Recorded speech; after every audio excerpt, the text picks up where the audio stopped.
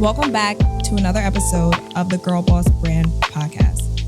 I'm your host, Satara Brown, and every week I'm taking you behind the scenes of what it really takes to bet on yourself. Here we are, season 2. I recorded 4 episodes last year and had to take a pause. How many of you can relate to starting something and then putting it down and never getting back to it?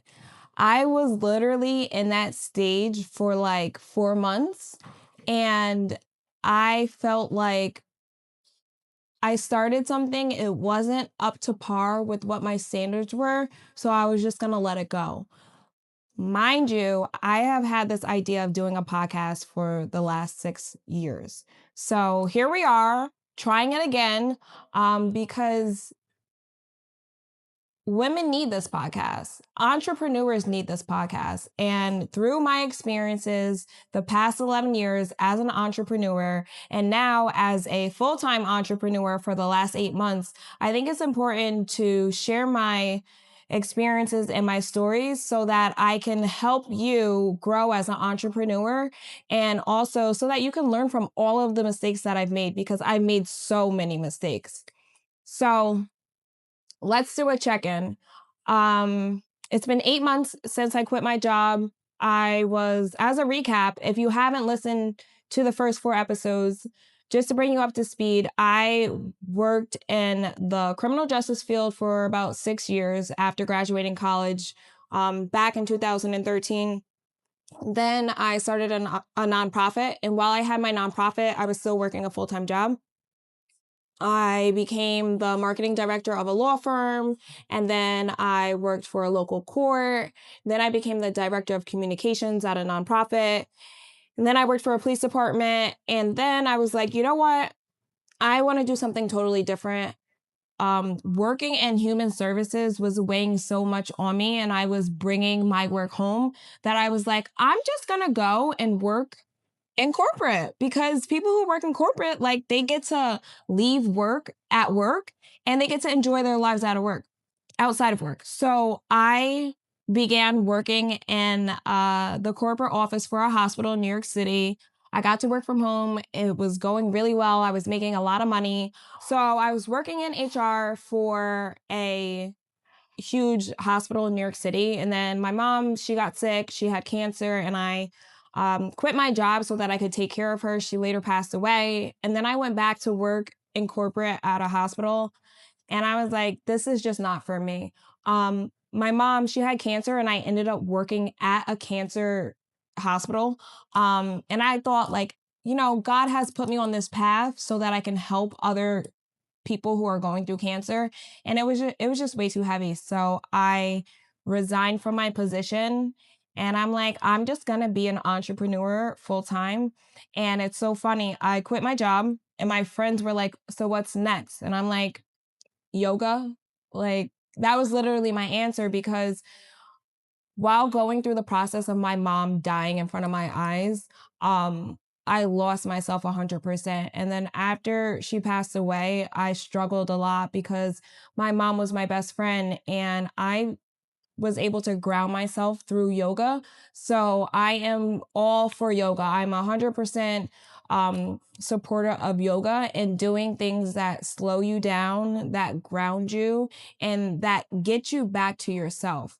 I think that a lot of times, and especially for women, we give so much to other people that we have nothing at all to give to ourselves. Like, we literally don't even have any bit of kindness, any bit of love to give to ourselves, because we're working so hard every day to give our all to our family, to our community, to our job, just to everything. And I think that a lot of times our dreams get, they fall to the wayside. Our dreams get put on hold, and the things that truly make us happy become something of the past. And sometimes we don't even ask yourself, what do you like to do for fun? What are your hobbies? And your hobbies can't be going to the gym or hanging out with your children. a lot of times when people ask me, what do I do for fun? And I say, I like to hang out with my nephews, which that's great. But what am I doing to pour my cup? What am I doing to make myself a better person? And then I thought that going to the gym was a hobby for me, and I thought that was something fun. But now working out and going to the gym has become a part of my lifestyle because health and wellness is so important, and it's something that we can't afford to put on the back end. So I had to realize that going to the gym, although it could be therapeutic, it's not a hobby for me anymore. It's a non-negotiable. So ask yourself, take some time, and you probably can't find this answer right away, but take some time to really think about what brings you joy, what makes you happy, and what are hobbies that you do? Like, what do you do for fun? Right now, a hobby that I do is sit in my room in complete silence. I love it. It's like the best thing ever to do. I'm talking about no music, not playing on my phone, not on my laptop, no one's in the house. And I think that I have never appreciated just silence and being in solitude ever in my life until now. I think that I have conditioned myself to deal with chaos and to just be in chaotic situations. And right now, at this juncture in my life, I don't want anything to do with anything that's chaotic. So here we are, full-time entrepreneur, 8 months, still surviving, still paying the bills, still eating. And surprisingly enough, I am doing every single thing that I have ever dreamt of doing. But I just had something come over me literally 2 days ago. And I'm like, what is going on? And with that being said, I went to a women's conference last week, and one of the sessions was about imposter syndrome. And I'm like, I don't have imposter syndrome. I know exactly who I am. And it's so easy to say that. But then when the facilitator really dug into it, it was like, oh my God, I actually have imposter syndrome every single day. I literally want to slap myself or pinch myself every day. And I'm like, am I actually living the life that I've always dreamt of? Like, this is actually insane. And although I don't doubt my abilities, I think at times I'm like, oh my goodness, people are really trusting me with their lives, with their ideas, with their businesses, and that's a form of imposter syndrome. Not that you necessarily don't think that you're not good enough, but questioning the spaces that you're in. I have been so blessed over these 8 months to work with so many different brands, so many different businesses. If you don't know, I help primarily female owned businesses or female entrepreneurs either start their businesses from idea to getting an LLC or a corporation, starting or writing their business plan, and really starting to do all the things on the back end so that they can either start selling a service or selling a product. And I also help women business owners scale their businesses through operational needs as well as marketing and communications. And I have been able to work with coffee shops. I have been able to work with different kind of event spaces and event venues. I've been able to work with so many different fields of work that it's been amazing to see, how people are trusting me. And every day I wake up and the first thing I do is have gratitude, and I'm grateful for the life that I'm living. And I'm grateful that I'm in a space where I can 100% believe in myself. I have no blockages. I'm not impaired in any way. I used to drink alcohol. I no longer drink.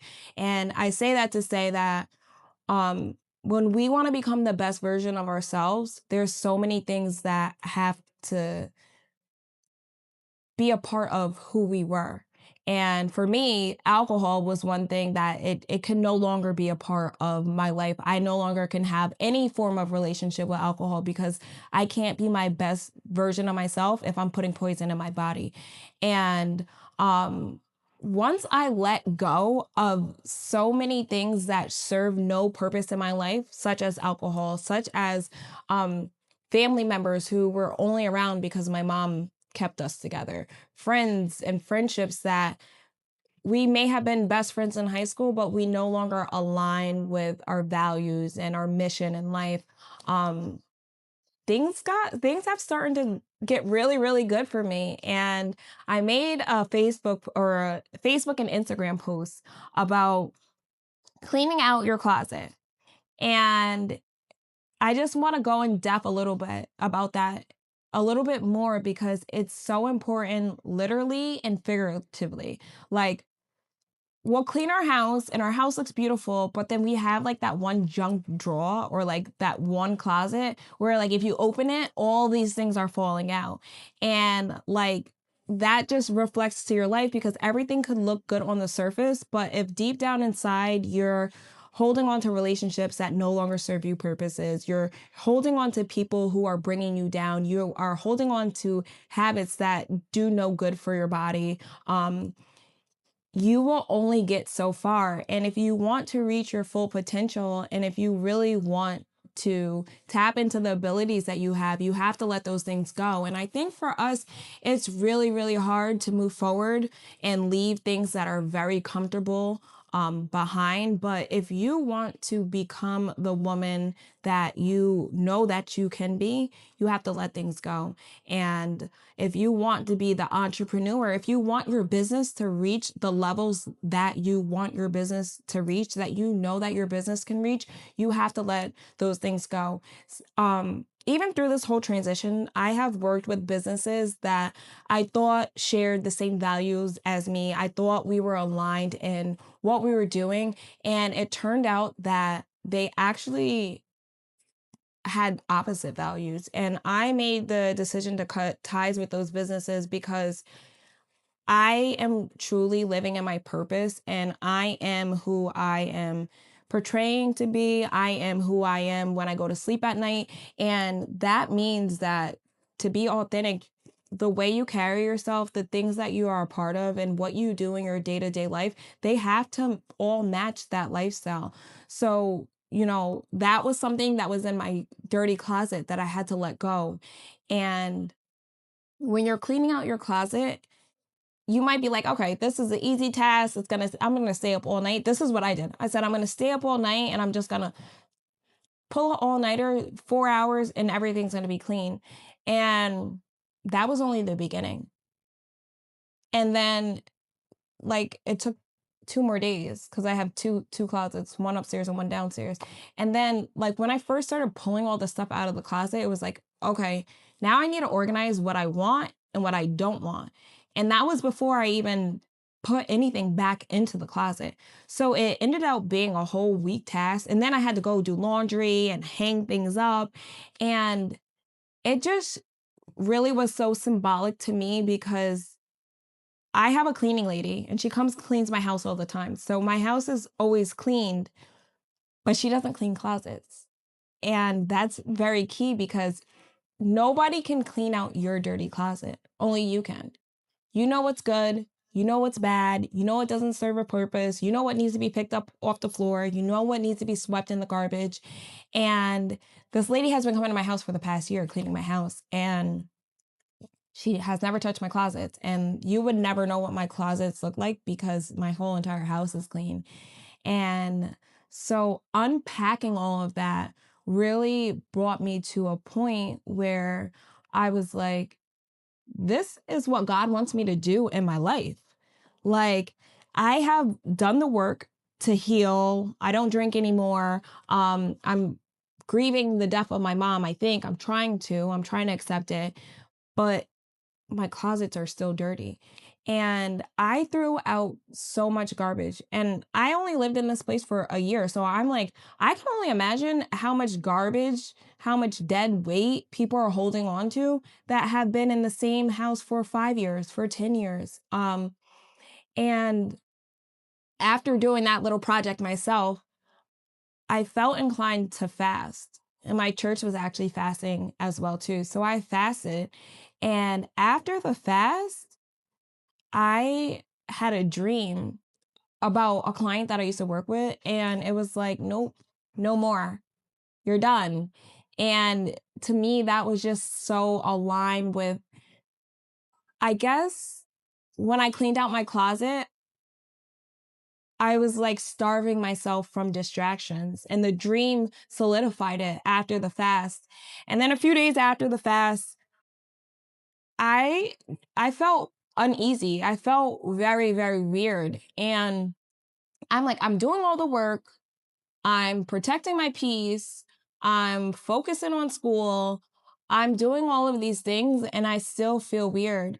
And now I'm in a space with my consulting business, with my life personally and professionally, where I literally am like, this is that weird feeling of growth. And I'm making room for growth. My business, I'm like more potential clients are reaching out to me than I can even take on. And so now it's time to clean out the dirty closet of my business so I can make sure that I prepare for the things that I prayed for. So if you took anything out of this lesson, clean out your dirty closet, not because it's spring, but because it's time for you to be the best version of yourself. It's time for you to level up and it's time for you to elevate. And you cannot do so if you have that baggage that keeps falling out the closet, that you keep stepping on accident, and those people who just keep taking from you and serve no purpose.